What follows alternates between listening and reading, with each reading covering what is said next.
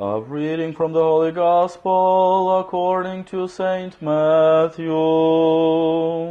Let us be attentive. Behold, I send you out as a sheep in the midst of wolves. There be wise as serpents and harmless as doves. But beware of men, for they will deliver you up to councils and scourge you in their synagogues. You will be brought before governors and kings for my sake, as a testimony to them and to the Gentiles.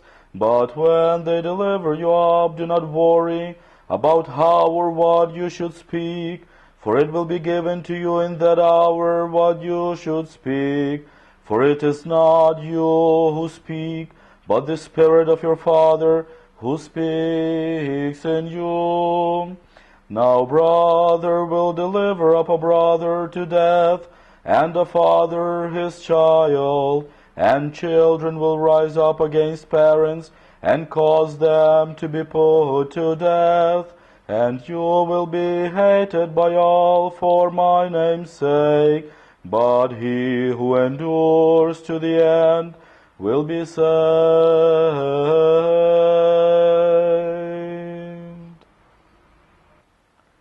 Dear brothers and sisters in Christ, behold, I send you out as sheep in the midst of wolves. This pronouncement that Christ makes must have scared the apostles, because here they have this master who performs all these great miracles, who has this great power to cure illnesses, to cast out demons, to even resurrect.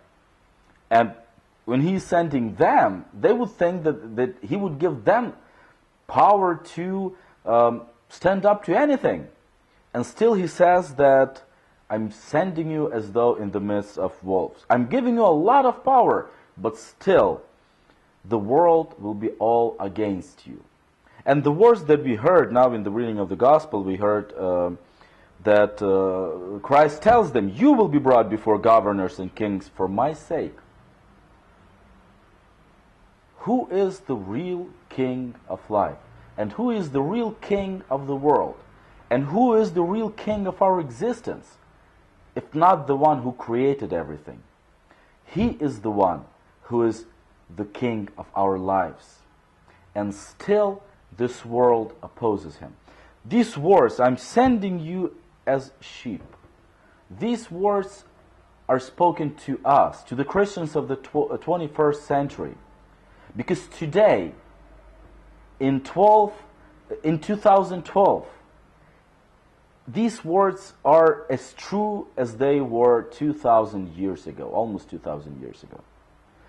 In the world today, we have to be ready to be constantly fighting for the truth, to be constantly being persecuted and being brought in front of the judges, as they say, before governors and kings for my sake, for Christ's sake.